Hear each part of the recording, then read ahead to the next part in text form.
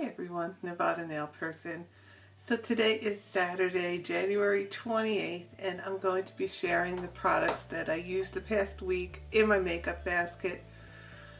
So as per usual, these are products that are either new or products that I pulled out, haven't used in a bit, or maybe products that have been on the market for a while that I got a new shade in.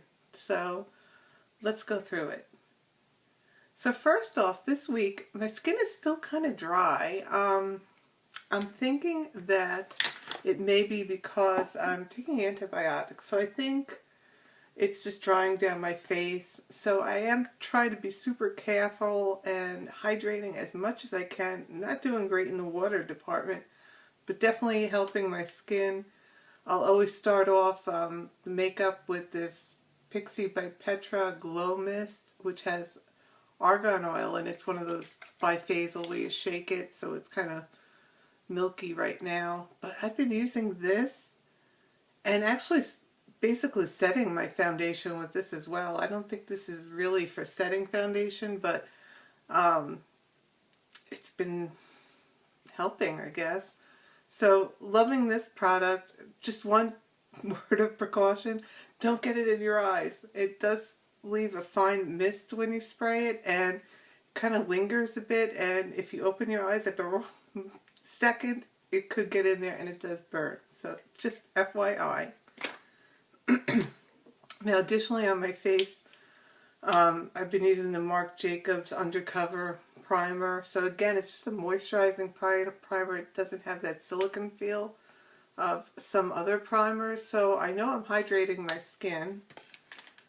And I've been also using the Becca First Light Priming Filter, and you can see I'm getting through it. I'm wondering if this product could be drying me out. This is the only product that's kind of new to the last few week routine. But this is an interesting product. It does come out as blue. I'm not the biggest fan of the pump on this bottle. It's kind of erratic. Sometimes it shoots across. Sometimes it disperses too much. Sometimes you can control it with the pump and do like a half pump, but I've never been successful with this particular product. So you can see it is kind of like a lavender blue, but when you start rubbing it in, it just fades into your skin, and it's supposed to leave a luminous glow. So do love the scent of it. It kind of smells like lemongrass, I think. So you could barely see a little bit of a glow. So we'll see how that goes. So I've been only using it about 2 weeks now.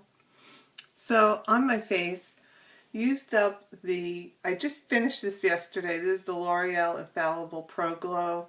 And this packaging, I thought it was clear, but it's not. It's like a skin tone color, so it's really hard to tell when you're at the end. I mean, you could feel that it's empty, but I took it for granted. I thought I had a little bit more, but I do have backup, so I do like this product a lot.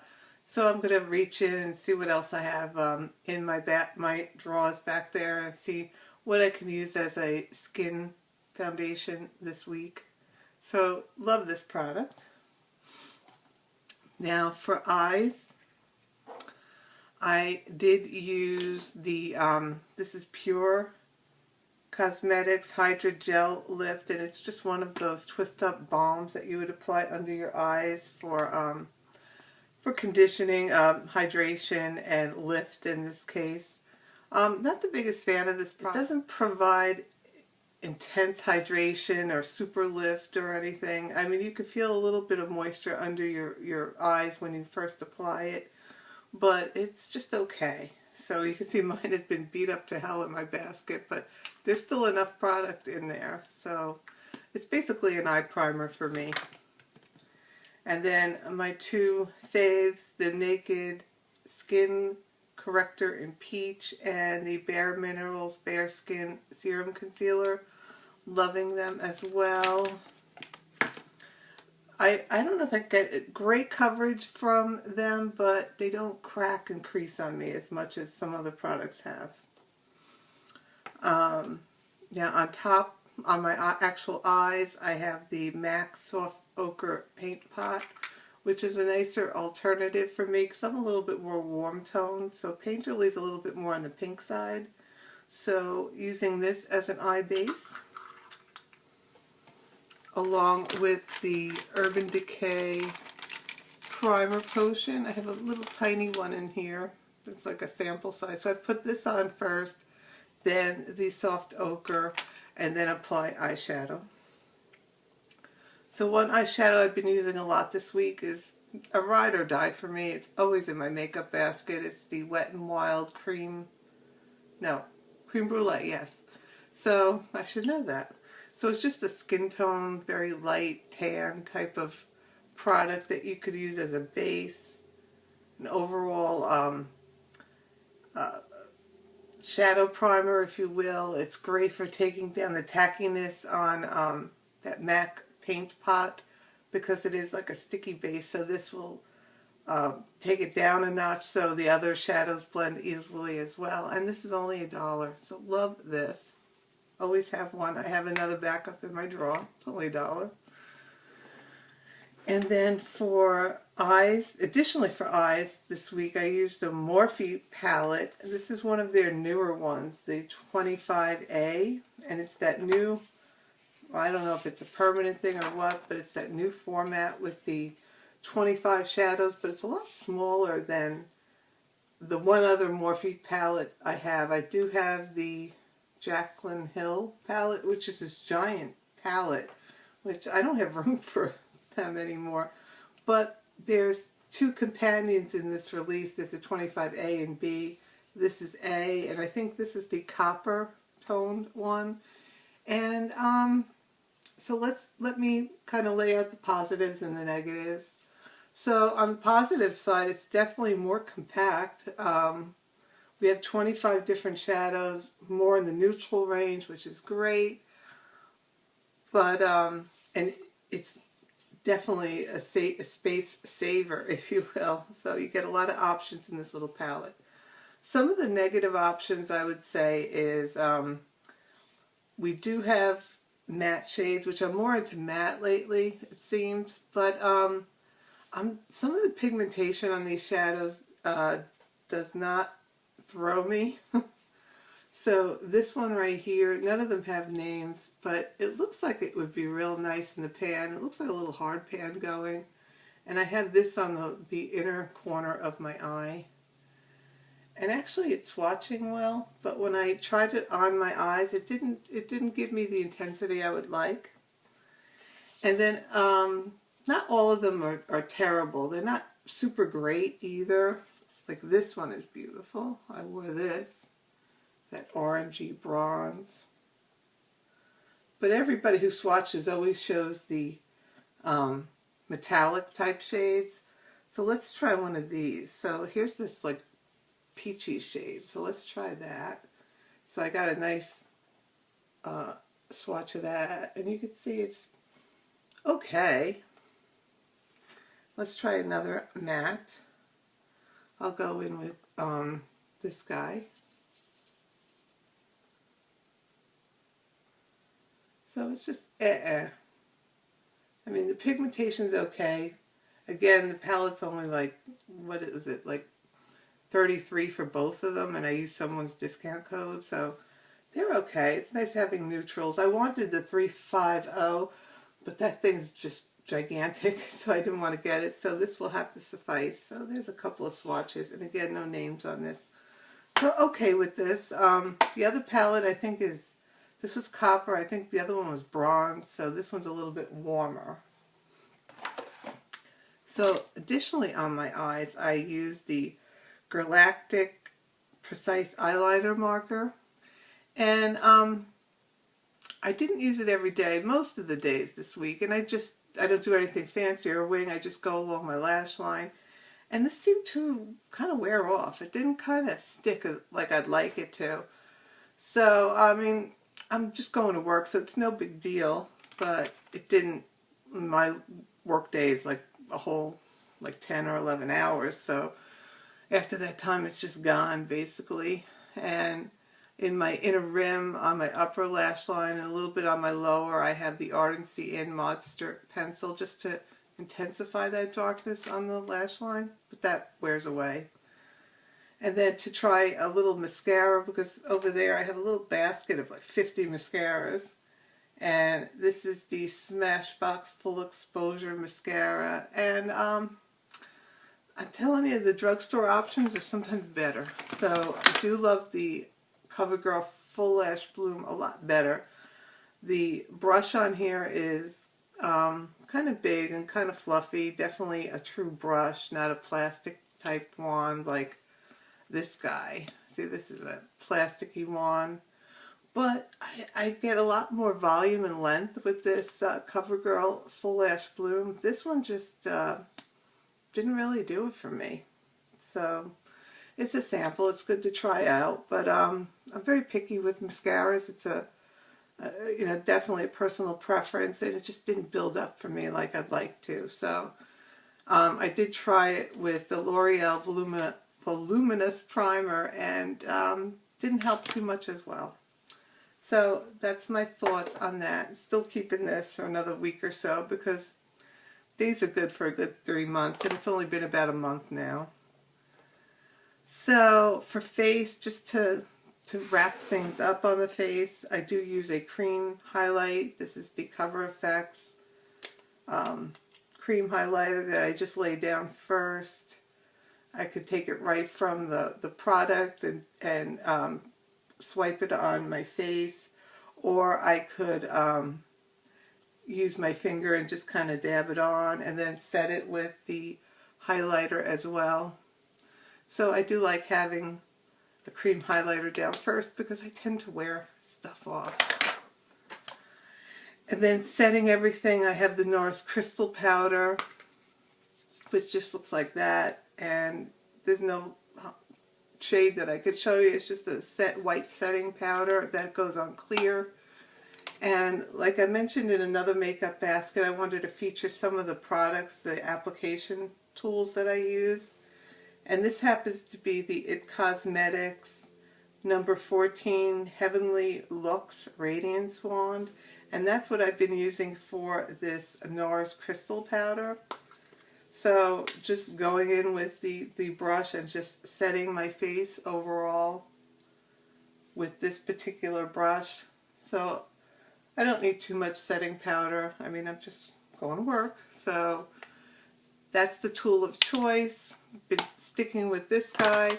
And I believe this is not an Ulta product. I think I ordered this right from the website when they were having like a 25% off sale. So they are synthetic brushes, and they can be pricey, but with a discount it's much better. And this is a nice fluffy brush, so that's one of the tools I use to apply my makeup. Love that guy.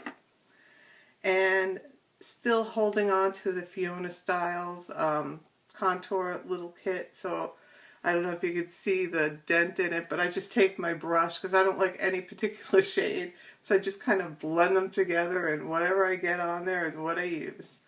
So it's nice and little, and it hangs out in my makeup basket. Not a fave, but using it up. And one thing I did want to mention is I'm still using the Tarte Sculptor, and this is the 01, and I just get a little bronziness from this product. So there you go. Well, my foundation isn't set. I just rub that in with a beauty blender or a Real Technique sponge.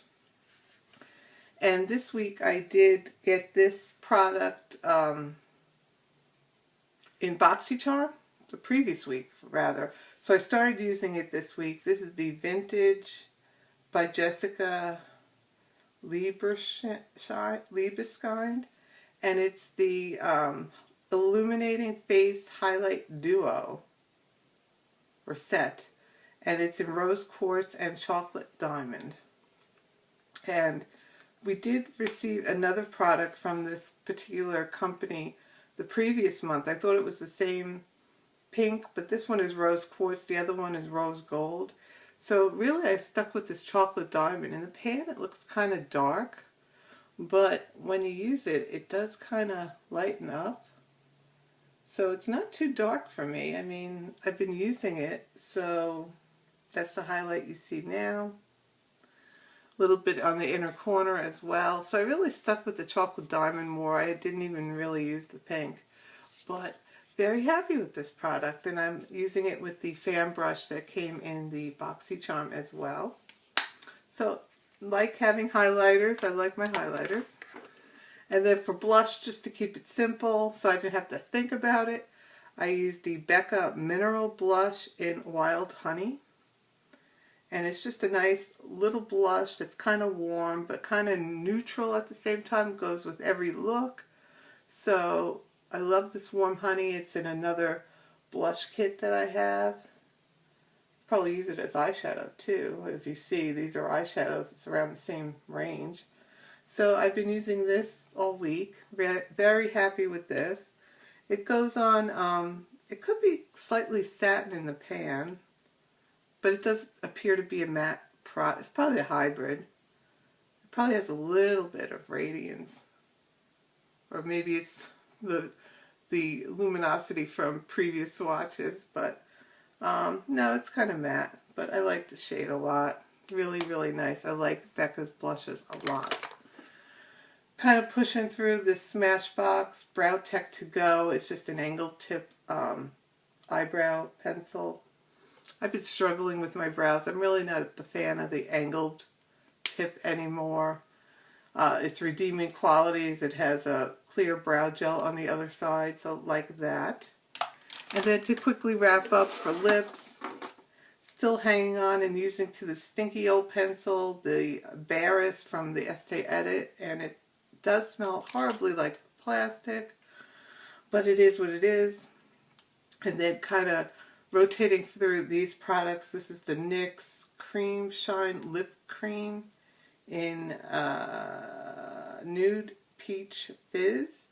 And it's just like a heavily pigmented gloss that I got in my Target beauty calendar, the Advent calendar. So this was a really nice gloss. Really didn't have much of I expected more of a vanilla type smell, but it didn't have that. So it's more on the pink side actually.